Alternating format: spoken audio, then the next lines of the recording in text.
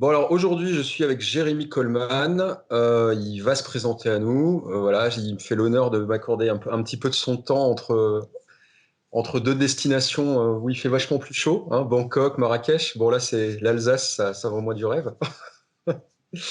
Je vais te laisser te présenter, Jérémy. Alors, bonjour à tous. Je m'appelle Jérémy Coleman. Aujourd'hui, coach, c'est plus exactement le terme, parce que je suis entrepreneur avant tout.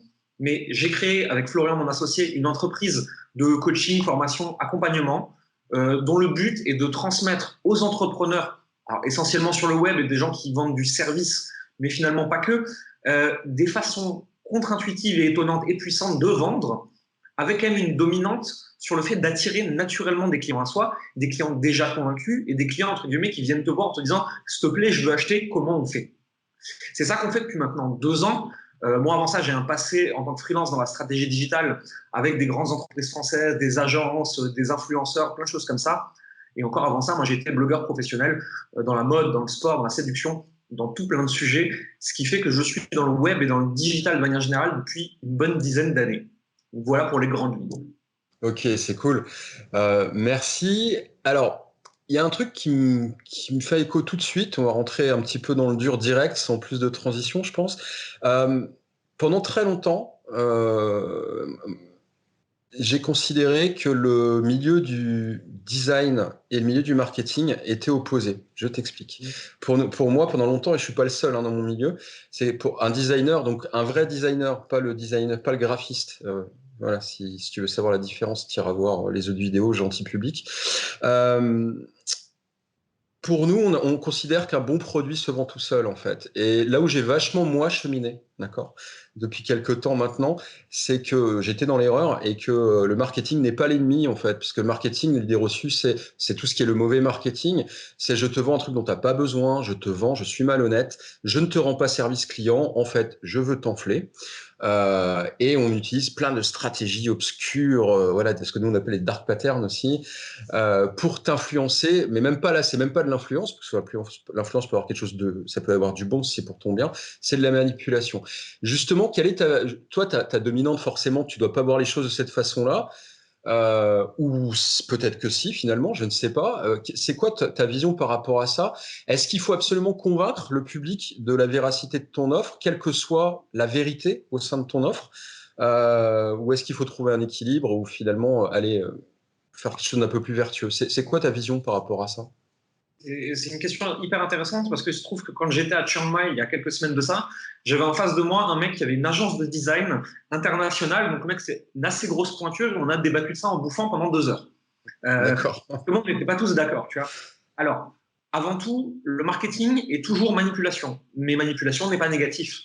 Le cerveau humain est câblé pour être manipulé. On lui donne des informations et selon comment on les agence, il les perçoit de façon différente. Le cerveau est fait comme ça.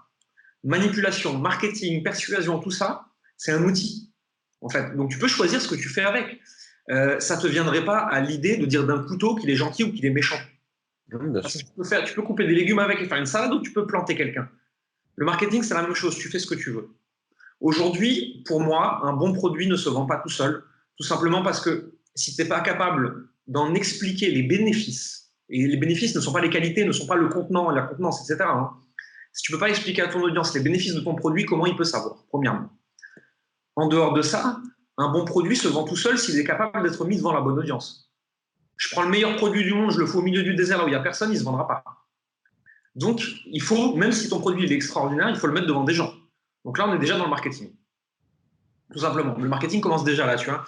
Le Ouais, bien marketing, sûr. c'est juste le bon produit devant les bonnes personnes, au bon moment, expliqué de la bonne façon, d'une façon que eux peuvent comprendre. Donc, si tu veux, le marketing et le design ne s'opposent pas du tout, bien au contraire. Après, oui, aujourd'hui, en tant que marketeur, copywriter, vendeur, ce que tu veux, il y a des patterns qu'on sait utiliser qui triggerent des trucs dans le cerveau des gens qui font acheter plus vite. C'est à double tranchant. Si ton produit est merdique et que tu pousses ton produit merdique et que tu arrives à le vendre, et aujourd'hui, on sait le faire dans nos métiers, le problème, c'est que tu as des clients qui ne sont pas contents, qui vont demander à se faire rembourser, qui vont ouvrir des litiges, qui vont venir te faire chier, qui vont te faire une réputation de merde. Donc, si tu veux, à moins d'être dans des métiers, que moi j'appelle les braqueurs de banque, c'est-à-dire que tu arrives, tu fais un coup, tu braques la banque, tu vends 500 produits et tu disparais du marché. Moi, je suis là depuis des années, en fait. Je suis obligé de faire des bons produits parce que de toute façon, sinon, mon business, il coule. On est bien d'accord, sur la durée, tu peux pas mentir éternellement, en fait. Mais que c'est le cas, enfin, en même temps, c'est un peu le cas pour tout, quoi, sans rentrer dans des sujets annexes, ça se voit au bout d'un moment, ça se sait, effectivement. Le but du marketing, c'est de faire comprendre à ton client que tu l'as compris, que tu as compris ses problématiques et que tu es capable d'y répondre avec quelque chose qui amène les bénéfices qu'il est en train de chercher. Le but d'une page de vente, d'un email, c'est de verbaliser et d'écrire ou de montrer en vidéo le discours qui est en train de se passer en off dans la tête de ton client idéal. C'est de lui dire, je te comprends, je sais ce que tu ressens, je sais que tu as des objections et voici comment j'y réponds. Et derrière, de lui dire, si tu veux aller plus loin, seulement si tu veux aller plus loin, et personne ne t'y oblige, j'ai un produit qui répond à ça, tu es une grande personne, tu feras ou non le choix de l'acheter, le voici. Moi, c'est ma vision du marketing. Il y a d'autres personnes qui font autrement et ils ont le droit, et c'est pas à moi d'en juger, Bien mais sûr. moi, c'est comme ça que je vois les choses. Ça fait un peu écho, tu sais, à tout ce qui est, il y a une nouvelle, enfin une nouvelle, tout est relatif dans le milieu, mais tu vois, il y a quelque chose d'assez présent en ce moment dans le milieu du marketing qui fait pont un petit peu avec ce que nous on met en place en design d'expérience utilisateur notamment, ou en design de service ou d'expérience client. Ça s'appelle le nudge marketing. Est-ce que tu as déjà lu des trucs là-dessus? T'en penses quoi? Pas plus que ça? C'est un truc ultra de tendance, c'est un buzzword dans le monde des grands groupes, tu vois, maintenant. C'est comme à chaque fois, ils nous mettent un truc. Et en fait, c'est du marketing, c'est du marketing d'influence, c'est basé sur Système 1, Système 2 de Kahneman, le prix Nobel d'économie, qui a un petit peu codifié le marketing comportemental, tu vois. C'est basé là-dessus. Et en fait, bon, je vois que tu n'as pas entendu le terme, mais pourquoi je t'en parle? Tout simplement parce que dans ce que tu écris, dans ce dont quoi tu parles, dans tes vidéos, dans ta présence sur le web ou dans tes emails privés, parce que bon, on fera le petit call to action qui va bien, mais monsieur écrit beaucoup, plusieurs fois par jour. Voilà, faut pas avoir peur des spams, mais en fait, c'est pas du spam. En fait, tu as cette approche-là naturellement. Donc, c'est pour ça que je me disais, est-ce qu'il se base sur le nudge ou pas? Visiblement, c'est pas le cas. C'est juste naturel. C'est quelque chose que t'as construit comme ça, en fait. Le fait d'être près de tes clients, d'être presque en empathie avec eux, de mieux les comprendre. Bon, ça, c'est un peu la base de connaître son client, mais de vraiment rentrer en empathie pour le manipuler, mais pour son bien, parce que voilà, tu as été très clair il y a 5 minutes, même pas. C'est quelque chose que tu as construit sur le temps, il y a eu une révélation, ou est-ce qu'au début, tu étais un méchant marketeur qui vendait un peu n'importe quoi, et après, tu es venu vers la rédemption pour essayer de servir les gens un peu mieux? Je ne sais pas. C'était quoi ton positionnement et ton positionnement aujourd'hui, Jérémy? J'ai jamais été un méchant marketeur. J'ai Ouais. toujours vendu des produits dans lesquels je croyais et qui répondaient à un besoin que moi-même j'avais. Et en fait, si tu veux, pourquoi j'arrive aussi bien à rentrer en empathie avec mon client idéal, c'est que mon client idéal, en général, c'est moi il y a 1 an, moi il y a 2 ans, moi il y a 3 ans. Ok. Puis, me souvenir de ce que j'ai vécu et à lui dire, je me souviens par côté. Voici. À côté de ça, moi, pendant des années, j'ai étudié par plaisir la psychologie sociale, la psychanalyse, la philosophie, tous ces courants qui comprennent le cerveau humain et qui les questions qui se posent. Et donc, forcément, ça a laissé une empreinte très forte dans la façon dont je communique. Étant en plus hypersensible, je suis capable de mettre des mots dessus. Et donc, nécessairement, ça se sent dans la façon dont je communique avec mon client idéal. Ouais. Ouais, bah ouais, c'est quelque chose que tu as construit intuitivement, c'est lié à ton propre parcours de vie. En fait, tu as mis au service de ton développement, de ton métier, de ton business, ta propre expérience. Tu fais juste, enfin, c'est des phrases un peu toutes faites, mais en même temps, ce qui est simpliste, ça fonctionne aussi. Hein. Ne fais pas aux autres ce qu'on aimerait pas ce qu'on te fasse, ne mens pas, ça sert à rien. Voilà. Il y a eu tout un courant pendant un moment, je sais pas, bon, on en est un peu revenu, c'est plus trop tendance ça, mais tu sais, on parlait de marketing éthique, on parlait de ce genre de choses. Il y a des personnes Ouais. qui se positionnaient comme ça sur le marché.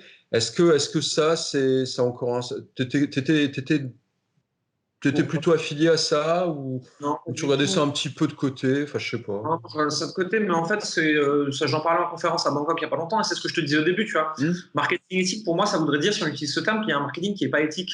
Ouais. Et encore une fois, c'est comme si je te disais, je te vends un gentil couteau. Ça n'a pas de Hmm. sens pour moi. Je comprends le message qui est derrière, Hmm. mais je ne pense pas qu'on ait besoin de préciser qu'un outil est bon ou mauvais. Et le Ouais, comportement, le problème, c'est pas l'outil. ouais, je suis assez aligné avec ça en fait, mais même pour nous, on a le même débat en design. On parle de design éthique aujourd'hui, donc il y a plein de choses très bonnes derrière, mais ça voudrait dire qu'il y a du mauvais design. Bah, bref, c'est exactement la même idée, quoi. Tu vois, c'est vraiment la même chose. Ok. Ce qui m'intéresse, alors là, il n'y a pas vraiment de transition avec le sujet qu'on vient d'aborder, mais bon, voilà, on saute un peu comme ça au gré des idées. Tu as un positionnement assez particulier. Et bah, tu formes évidemment des gens aux outils que tu as toi-même développés pour toi, avec ton associé Florent, tu as ton programme de formation. Voilà, donc tu nous parleras peut-être tout à l'heure si tu le souhaites.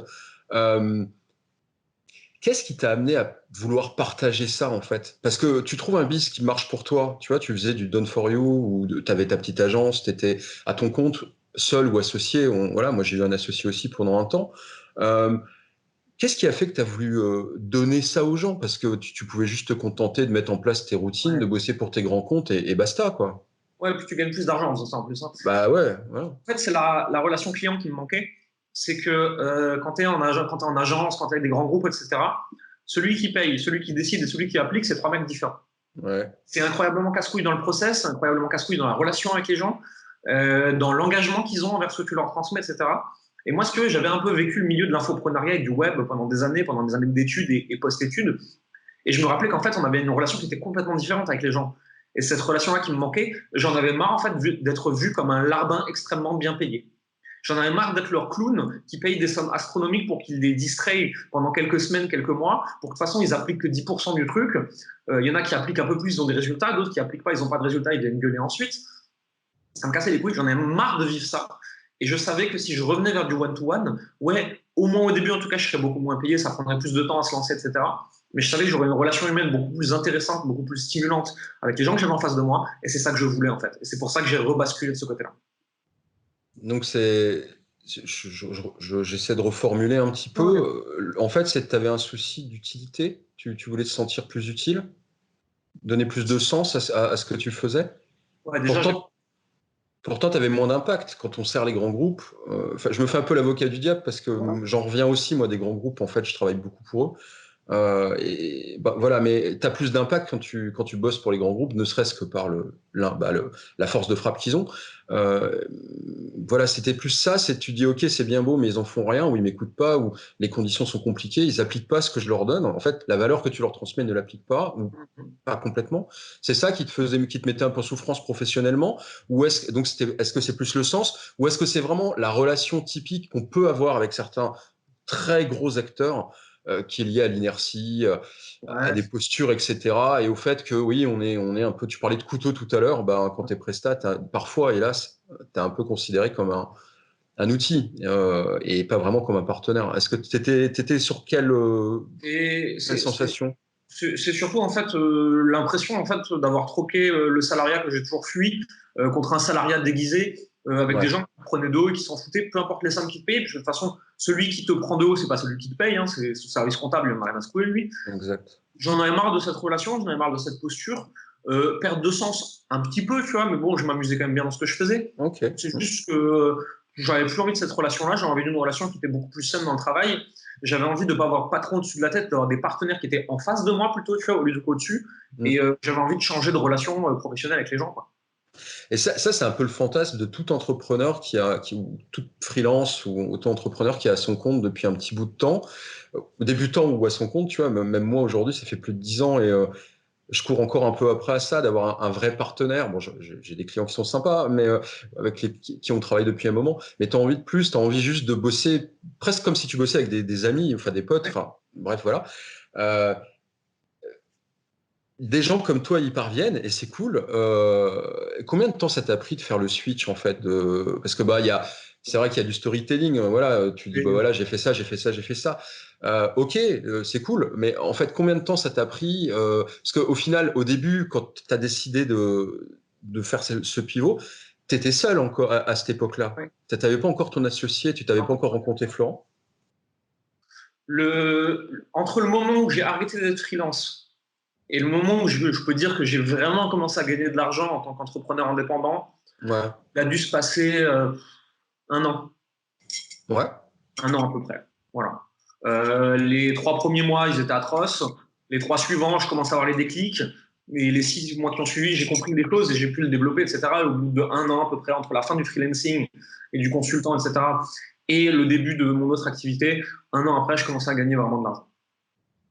cool. Et après bah voilà, à partir du alors j'ai t'en parles un peu moins maintenant, mais pour info, Jérémy a écrit un livre qui est gratuit. Il suffit d'aller le télécharger et le lire, c'est plutôt une bonne chose. Voilà, il en parle peu maintenant. C'est plus ton produit d'appel, t'en as peut-être plus besoin, je ne sais pas, mais il est de qualité, donc c'est un peu dommage. Il faut en parler de temps en temps, donc j'en profite. Il s'appelle Alignement. C'est pas mal pour les gens qui découvrent un peu tout ça, qui se posent de grandes questions existentielles sur le début. C'est un bon début. C'est pour ça qu'on le donne maintenant gratuitement à ceux qui passent le quiz et qui donc s'inscrivent à la liste email, Ouais. parce que c'est un très bon moyen de nous découvrir. C'est juste qu'en fait, ce livre maintenant, si tu veux, alors déjà, on ne le vendait pas très cher, on le vendait 7 euros, mais ce livre, on l'a écrit en février de l'année dernière, si je ne dis pas de bêtises. Enfin, je l'ai écrit, Florian il était là pour le corriger. Bien sûr. Déjà, nos idées ont un petit peu évolué sur certaines choses, mais bon, pas radicalement non plus. Mais c'est juste qu'en fait, un produit qu'on n'a pas réédité, remis à jour pendant plus d'un an, alors que c'était pas censé être un best-seller qui allait durer 50 ans, mais un produit qui expliquait qui on était et comment on travaillait, ce qui est quand même pas exactement le même travail. J'ai plus aujourd'hui envie de le vendre, alors que je peux l'offrir. On n'a plus besoin de produits d'appel, on a des formations à 59 euros qui sortent assez régulièrement. Et donc, je préfère l'offrir en disant, tiens, viens découvrir qui je suis et ce que je fais. Et si tu as envie d'en savoir plus, de toute façon, il y aura des produits à acheter derrière. Moi, je trouve ça assez intelligent. Bon, bref, d'un point de vue marketing, c'est toi l'expert. Donc, c'est évidemment plutôt, à mon avis, ça a un sens et ça vous sert, toi et Florent, il n'y a pas de souci. C'est Florent ou Florian? Parce que je m'en voudrais d'écorcher. C'est Florian, ouais. Ouais, depuis tout à l'heure, je l'appelle Florent. Il me connaît pas, il va me détester. On ne pas trop, t'inquiète, c'est pas grave, on va rattraper. Ça marche. C'est plutôt intelligent parce qu'en fait, moi, quand je l'ai lu, je me suis dit, OK, c'est alignement, mais ça a presque un double sens. Alors, je sais pas si tu avais choisi ça exprès, mais c'est aligne-toi toi-même, je vais t'aider pour le faire, toi, gentil futur client peut-être, mais surtout sois aligné avec moi, sinon ça va pas le faire, je vais pas pouvoir t'aider. Est-ce qu'il y avait de ça aussi? Ouais, forcément. Je trouvais ça très intelligent comme approche. Ouais. On a toujours été dans un marketing un peu répulsif, de dire voici ce qu'on enseigne. Si c'est pas ça ce que tu veux, c'est pas Ne la viens peine. pas. Nous n'enseignons que ça. Mm. Si tu veux, c'est parce que je veux pas des gens qui viennent chez moi et qui viennent questionner ma méthode. Tu as le droit de questionner ma méthode, mais ne deviens pas mon client alors. Viens pas me faire chier. C'est en gros, viens pas me faire chier chez moi. Tu rentres pas dans ma cuisine pour me dire que le bleu sur mes murs il est moche. Donc voici mon livre, voici ma méthode. Si tu veux apprendre à développer pour ton business, je suis la meilleure personne pour t'aider à le faire. Si c'est pas ça que tu veux pour ton business, il y a pléthore d'autres coachs et donc des gens qui sont très compétents et très intelligents et que j'aime beaucoup. Va aller voir eux. Ok, ouais, bah c'est vrai que vous êtes sur un marketing répulsif, comme tu le dis. Votre message est assez clair. Voilà, c'est aux clients de se qualifier pour bosser avec vous, clairement. Donc, en ça, il y en a. Le marketing répulsif, on connaît. Enfin, dans la com, c'est pas nouveau, même dans la pub. Puis c'est juste une mécanique. Voilà, c'est point de vue de la négation. Le cerveau fonctionne juste comme ça, en fait, donc il ne la comprend pas. Mais ça, c'est un autre débat, mais bon, c'est basé là-dessus. Ça fonctionne évidemment, mais c'est juste que ça filtre pas mal. Et honnêtement, que tu sois aligné avec ça ou pas, moi, je t'invite, gentil auditeur, visionneur, enfin qui tu veux, le web, à t'intéresser justement à ce type d'approche, peut-être en observant le discours de Jérémy, parce que ça match pas mal. Et au lieu de te plaindre de ne pas avoir les bons clients et c'est tous des cons et ils comprennent rien, ce serait peut-être juste de se poser la question, c'est juste que tu parles pas aux bonnes personnes en fait, donc et que tu n'attires pas les bonnes personnes, ce qui fait écho à un autre travail à mener peut-être, et tu accompagnes tes clients là-dessus, toi, au sein de ton programme phare et de tes petits programmes, sur le fait de découvrir alors leur cible, leur client idéal, leur persona pour nous, leur utilisateur final. Ça occupe en proportion, si tu veux nous parler de ton programme que tu as réouvert il y a peu, mais qui est déjà refermé, donc paniquez pas les gens. Tu veux nous en parler un petit peu, nous parler des différentes étapes? Enfin, c'est toi le chef là-dessus. Je peux t'en parler dans les grandes lignes, bien sûr. Le programme qu'on a lancé, le dernier, là, qui est la version complètement à jour de ce qu'on fait, puisqu'on les remet à jour régulièrement, c'est le programme Mercure. En gros, très simplement, le programme Mercure, c'est ce que Florian a utilisé pour passer de 0 à 100 000 euros en chiffre d'affaires. Donc voilà, très simplement, donc c'est les étapes. C'est comment trouver ta cible, c'est comment construire ton offre, c'est comment créer du contenu qui soit magnétique, qui attire les clients pour vendre, c'est comment bien vendre, c'est comment mieux comprendre ton client idéal. Donc c'est toutes les étapes fondamentales d'un business pour aller jusqu'à à peu près 100 cas de chiffre d'affaires. Au-delà, il y a d'autres méthodes, il y a d'autres choses qui vont arriver, on a d'autres programmes qu'on propose en offre qui ne sont pas du tout publics, mais le programme Mercure, c'est ça, c'est les bases. C'est les bases déjà bien avancées, hein, puisque tu peux déjà bien faire de belles choses avec ça. Mais c'est les bases qu'on transmet, tout simplement. Ok, cool. Il y a, enfin, là, vous venez de le rouvrir, tu viens de le refermer, donc c'est très bien. Ça s'adresse donc plus à des débutants, tu viens de le dire, à des débutants. On s'entend là-dessus. C'est pas quelqu'un qui a vu de la lumière et qui est rentré parce que sinon tu pars de loin. Enfin, à moins que si, je sais pas en fait. Est-ce que ça s'adresse vraiment à des genre, j'y connais rien, mais alors rien. Et je me dis, ça y est, je me lance. Est-ce que ce programme est fait pour vraiment le novice total, ou faut quand même un petit peu être, donc pas compétent, mais au moins être un peu immergé dedans. Sinon, c'est un peu brutal, je sais pas. Brutal, oui et non. En fait, si tu veux, la question, c'est pas débutant ou pas débutant. La question, c'est combien de temps tu vas mettre avant d'avoir tes premiers résultats. Ouais. On a des personnes qui sont arrivées chez nous, qui étaient déjà hyper immergées dans ce milieu, qui avaient déjà des petites audiences, des petites œuvres, des machins, des trucs. Ils prennent le programme. Les meilleurs qu'on a eu, ils ont eu des résultats spectaculaires en une semaine. On a des personnes qui partaient de zéro de chez zéro. Bah ouais, il leur faut 6, 8, 12 mois pour avoir leurs premiers résultats parce que faut le temps de se mettre dedans, de créer l'audience, de créer les offres, de tout faire. Ça prend plus de temps. Donc, c'est pas qu'il s'adresse à des personnes plus ou moins expérimentées, c'est que tu vas avoir plus ou moins vite des résultats selon là où tu en es au moment où tu rentres dans le programme, tout simplement. Ouais, ok, top. Tu parlais tout à l'heure que vous pouvez accompagner vos clients sur différents niveaux. Il y a des choses un peu plus confidentielles. Tu l'évoques parfois dans ta com ou dans tes emails, etc.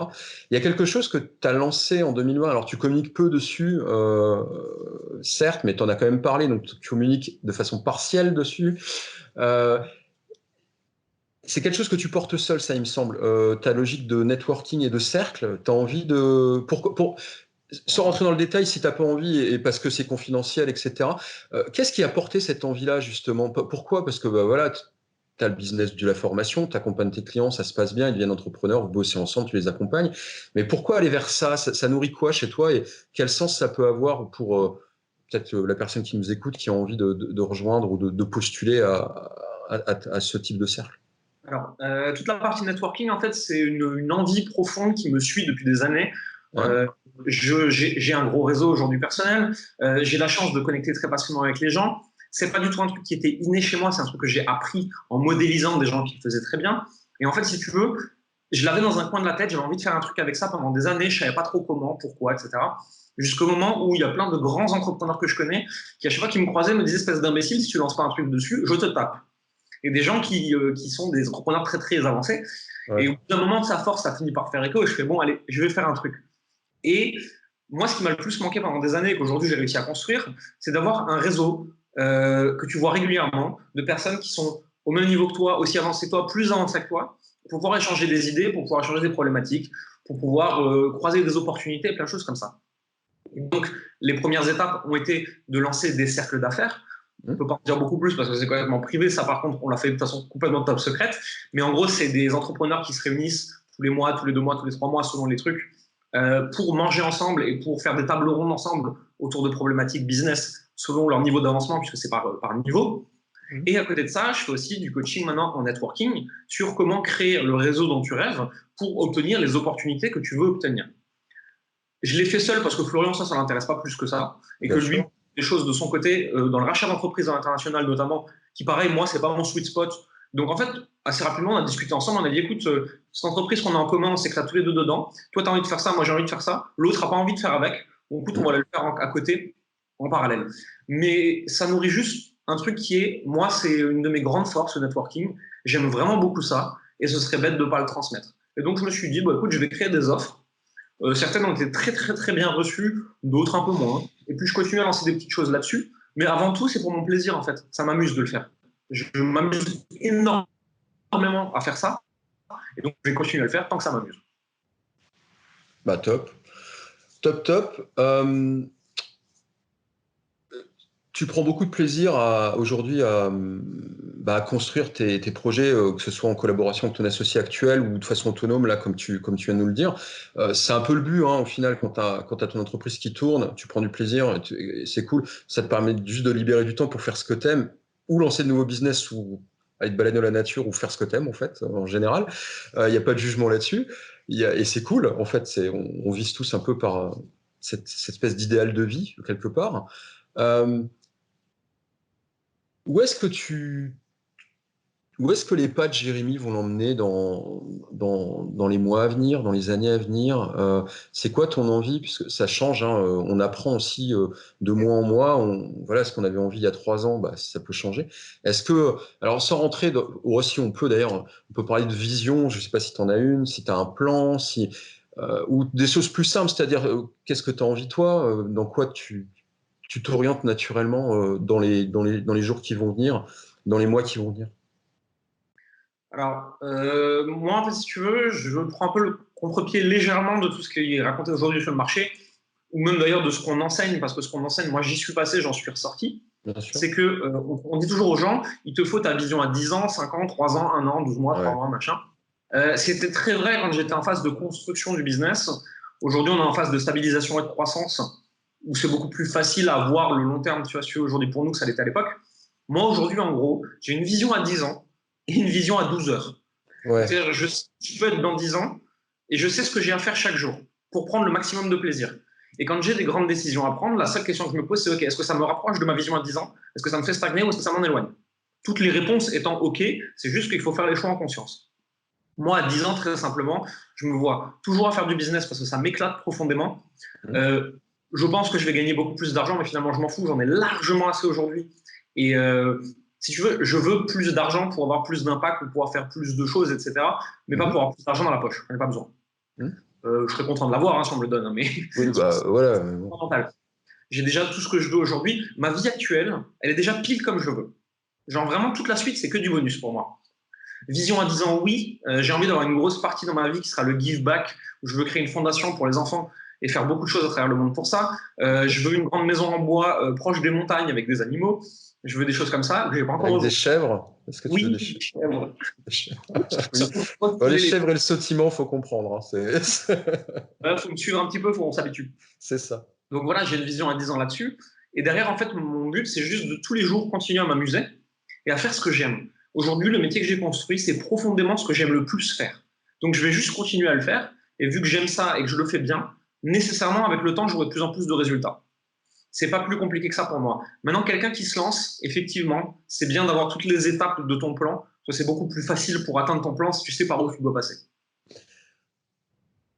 Ouais, c'est un peu comme dans toute discipline, je pense, ou dans tout domaine, ou dans toute pratique. Quand tu es expert, ou quand tu es professionnel ou sportif de haut niveau, le fait que tu squeezes certaines étapes parce que tu as ton propre style et en fait tu le fais évoluer quelque part, ou ta propre pratique métier, et tu la fais évoluer, tu t'éloignes des règles de l'art, tu peux le faire. Tu es devenu toi-même un expert. C'est toi qui construis ton propre art martial, si tu préfères. Tu vois, Bruce Lee, il a inventé le Jeet Kune Do, point. Ça s'arrête là. Mais parce qu'il était déjà expert dans plein d'autres trucs. Quand tu es débutant, faut juste déjà suivre les étapes, quoi. Apprends à marcher, après à courir, et après tu verras si tu t'inventes un nouveau style de course, quoi. Mais voilà, ne pas tout de suite se dire, ah bah moi dans 10 ans je suis là, parce que tu vas rater la moitié des trucs. C'est ça, en gros. C'est ça, mais c'est surtout qu'en fait, une fois que tu as compris toutes les étapes, tu te rends surtout compte que pour être ceinture noire d'un art martial, c'est tu prends les trucs qu'on t'a appris en ceinture blanche et tu les maîtrises mieux que les experts. De la même façon, en fait, si tu veux, ouais, j'ai une vision à 10 ans, mais j'ai plus besoin de trucs intermédiaires parce que juste, j'ai mes étapes très, très, très, très simples de mon business et je dois juste devenir le meilleur du monde dans ces étapes-là. Et je sais que ça m'amènera à ma vision à 10 ans, j'ai pas besoin de réfléchir aux intermédiaires, en fait. Alors, j'aime bien. Ouais. Oui, tout à fait. Alors, j'aime bien ton image de ceinture blanche parce que ça fait rebondir une idée. C'est une logique de simplification, en fait, tout simplement. Parce que c'est tes propres mots. Tu vois, on va dire que toi, tu es ceinture noire 12e dan, si ça existe, j'en sais rien, du style Coleman, voilà, machin.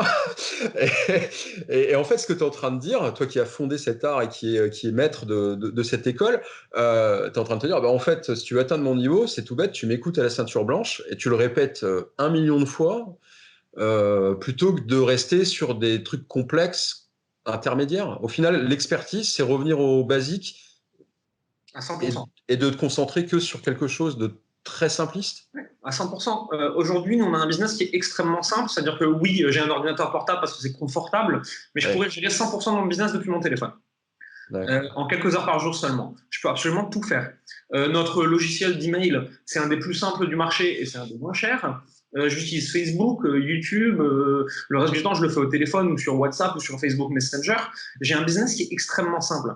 Et tu as des grands entrepreneurs et marketeurs internationaux qui ont dit, si ton business plan, il peut pas tenir sur un coin de nappe, c'est que tu n'as pas un business plan, tu as un hobby, tu as des problèmes, tu as un truc complexe, tu as monté une usine à gaz pour rien.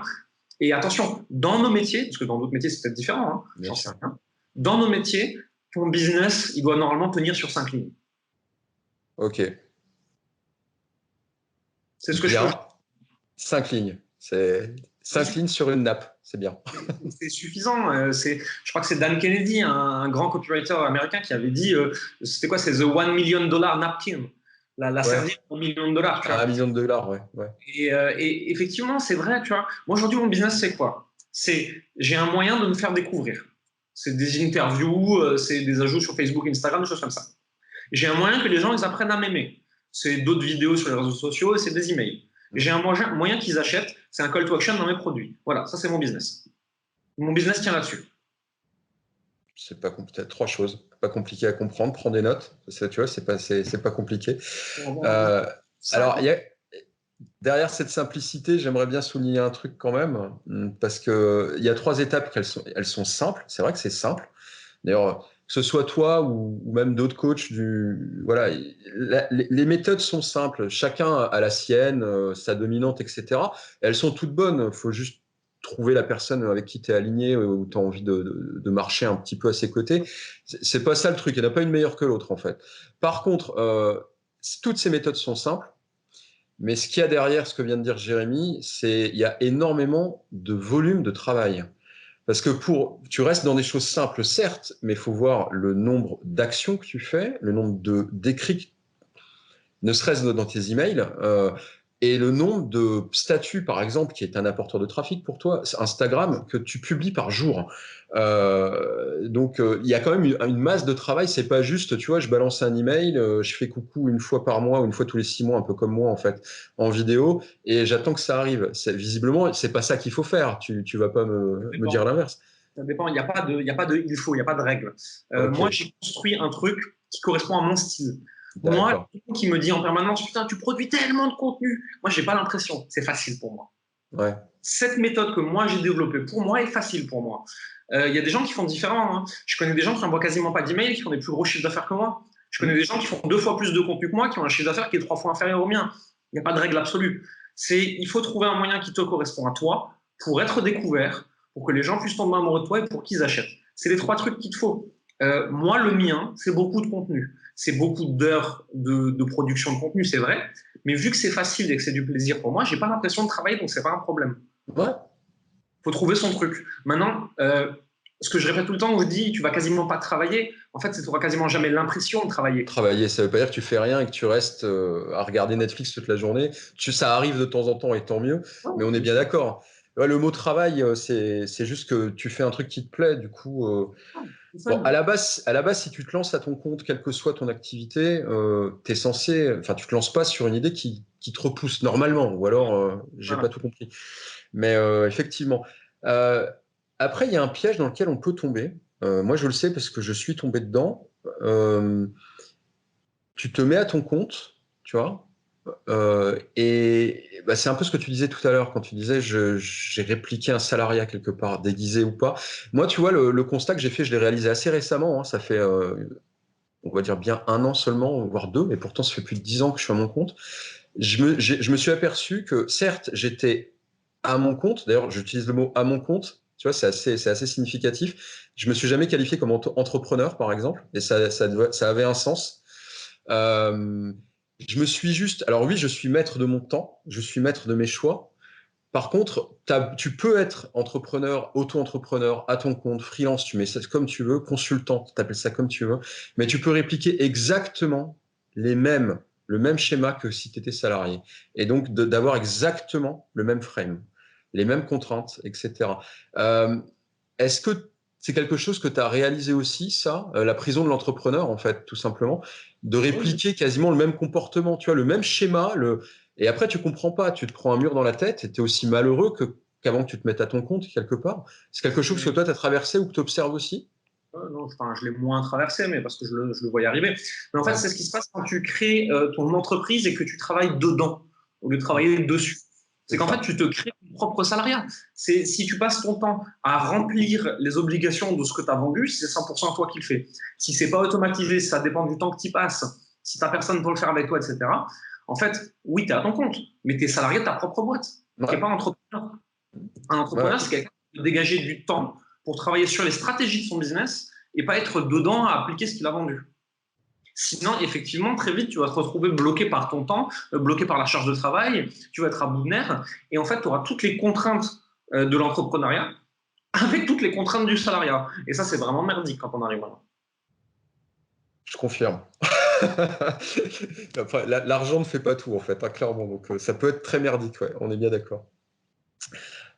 Ok, cool. Top, top. Est-ce qu'il y a un sujet qui t'habite actuellement, une cause ou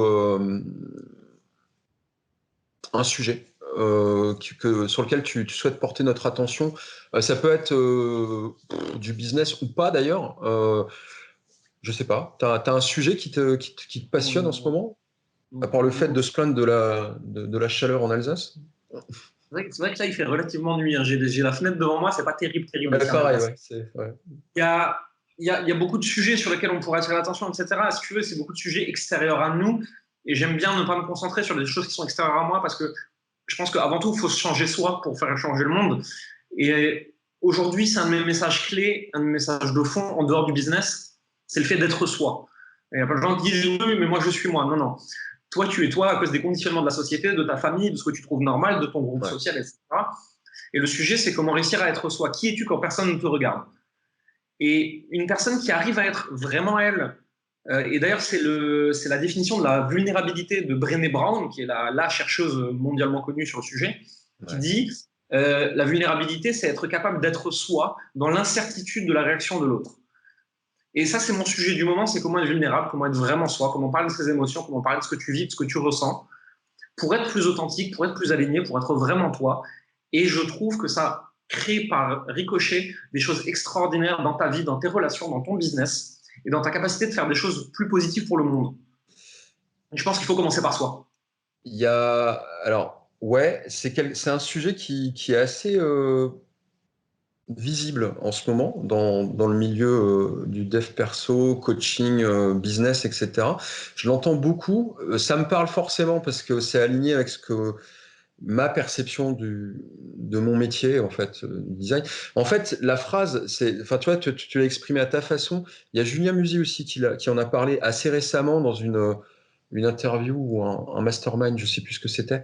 Et puis d'autres, je crois que, enfin, mon propre coach le prône aussi, Cannes. Margot Klein, je crois qu'elle commence aussi à switcher un peu là-dessus, quoique son sujet actuellement c'est plus la place des femmes. Mais en gros, pendant longtemps on entendait trouve ton pourquoi. Moi, je suis un fan ultime de Simon Sinek, par exemple. Son bouquin, enfin son TEDx, il m'a retourné comme une crêpe il y a des années. J'ai fait un 360 dans mon business d'un coup. Voilà. Mais au final, est-ce que le sujet aujourd'hui, ce serait plus, d'ailleurs, c'est un peu ce qu'on entend. Alors, il y a le pourquoi, il y a le pour qui, mais au final, c'est pas le pour qui, c'est qui veux-tu être, en fait. C'est ça? Je crois que c'était Kahn qui l'a expliqué d'ailleurs très justement il n'y a pas longtemps. C'est qu'on pense toujours avec le avoir. Ouais. Sauf que pour le avoir, il faut faire et pour faire, il faut être. Et en fait, on se rend compte qu'on est toujours orienté résultat au lieu d'être orienté vers la personne qu'il faut être pour avoir ces résultats. C'est un sujet que Kahn a très bien expliqué parce que c'est son propre cheminement actuellement. Et je trouve que de tout ce que j'ai lu sur Internet jusqu'à présent, c'est lui qui l'explique le mieux. Alors, il n'est pas du tout le seul à le prôner, mais il est le seul à réussir à l'expliquer comme ça. Et ça, c'est bien parce que du coup, tu comprends mieux, tu peux utiliser les meilleurs mots, etc., pour l'expliquer aux gens. Des gens comme Julien Musi, comme Margot Klein, etc., on parle depuis un bout de temps aussi déjà.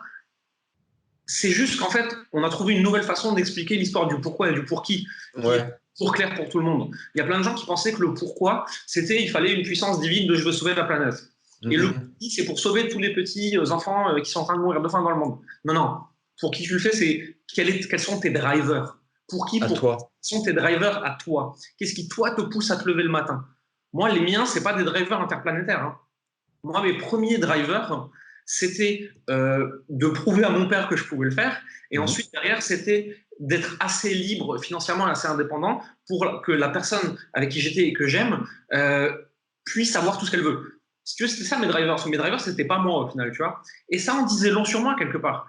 En fait, c'est juste qu'on est arrivé à une sophistication de marché au niveau du dev perso où on a changé les termes parce qu'ils sont mieux compris comme ça aujourd'hui. Mais c'est toujours le même message au final. Ouais, bah tu l'as expliqué de façon très simple. Je pense que c'est compréhensible par tout le monde, même quelqu'un qui n'est pas baigné dans cet écosystème, qui n'a pas lu tous les bouquins, qui se bouffe pas plein de vidéos tout le temps ou des podcasts. C'est tout bête. C'est trouver le levier qui te parle à toi. Et effectivement, ne pas se sentir non plus coupable ou sous pression ou enfin je sais pas quoi, de pas avoir une cause genre je veux sauver le monde, je veux guérir les petits enfants. Enfin voilà, ça n'a rien de péjoratif, mais c'est de ne pas se sentir coupable, de ne pas avoir une cause noble. Si c'est moi ce qui me fait passer à l'action, ce qui me fait me lever chaque matin pour aller faire mon taf, si c'est juste pour me libérer du temps, pour me bincher des séries sur Netflix, si c'est ça son driver, alors ok, c'est peut-être pas noble au sens social du terme ou je sais pas quoi, mais si c'est ça toi ton driver, eh ben c'est bien. Si c'est ce qui te fait passer à l'action, ce qui te fait te bouger, eh ben c'est une bonne chose. En fait, c'est ça l'idée, c'est trouve ce qui te motive, tout simplement. Est-ce qu'il y a suffisamment d'impact sur toi pour faire les choses, te donner les moyens de réaliser tes rêves, te donner les moyens de réaliser tes ambitions? C'est ça, en fait. Ouais, Non? je pense. Mais en dehors de ça, en fait, les gens, ils pensent au tout début de leur carrière, ils pensent tous give back, il faut faire des choses pour le monde, etc. Et c'est très bien, hein, parce que ça fait de nous des meilleurs humains si on donne aux autres. Ça fait du bien à la planète.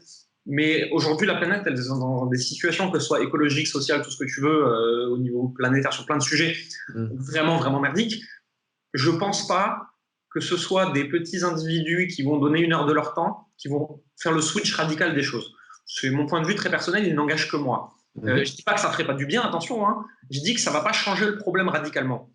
Je pense que les personnes qui peuvent sauver le monde, c'est des gens qui sont capables de débloquer 10 milliards aujourd'hui. Et si aujourd'hui Bill Gates est capable de faire des choses aussi spectaculaires sur le monde, c'est parce que Warren Buffett lui aura filé 10 milliards pour qu'il puisse le faire. Oui, il y aura du bénéfice derrière, mais je pense que les grands changements interplanétaires se feront parce que le capitalisme fera que les mecs, ils verront qu'en sauvant le monde, ils peuvent faire 10 milliards de plus. Donc, ça n'a rien, ouais. que ton pourquoi soit égoïste, rien à foutre. Ce qui m'intéresse, c'est ce que tu vas en faire à terme. Ouais. Et si t'en fais rien, c'est ton droit. De toute façon, tu fais ce que tu veux. Personne n'a à t'imposer le fait de sauver le monde si c'est pas ton but dans la vie. Après, comme tu le dis, ça peut être, il peut y avoir convergence d'ambition. C'est-à-dire que si toi, tu veux juste t'en mettre plein les poches et te faire 10 milliards, et voilà, et c'est une chose, mais si tu choisis par ce moyen de faire quelque chose de bien, voilà, sauver la planète, sauver les baleines, ce que tu veux, bah voilà, il peut y avoir convergence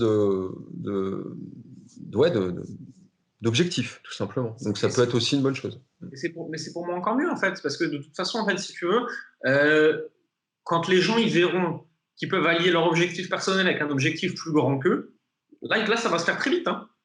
C'est juste qu'aujourd'hui, on leur dit file le temps et tant d'argent, comme ça, gratuitement, parce que t'en as trop. Mais attends, les mecs, ils l'ont gagné, ils sont battus.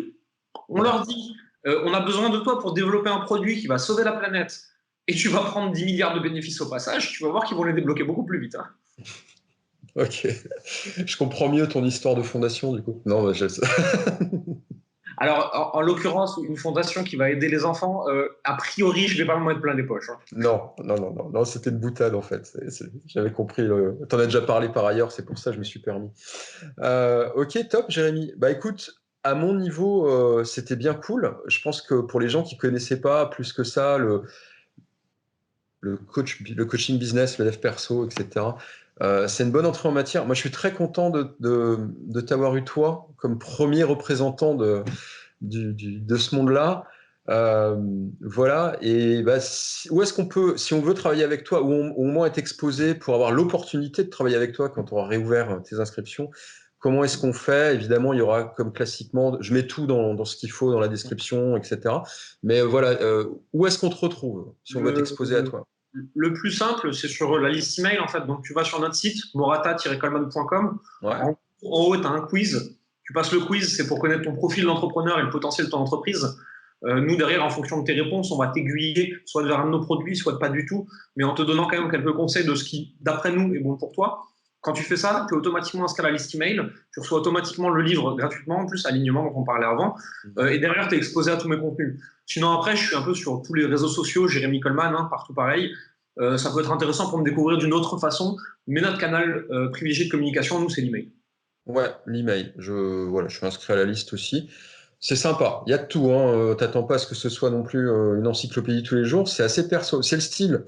Comme le dit Jérémy, faut apprendre à le connaître. Si tu es aligné avec ça, tu arriveras à retirer ce qu'il essaie de dire. Il y a une double lecture dans tout ce qu'il écrit, hein. Donc, Évidemment. je te remercie beaucoup, Jérémy. À très vite sur le web et en physique en ce qui nous concerne, parce qu'on va se voir physiquement dans peu de temps. Voilà, et je suis ravi, encore merci, je te souhaite une belle journée ensoleillée ou pas d'ailleurs en Alsace.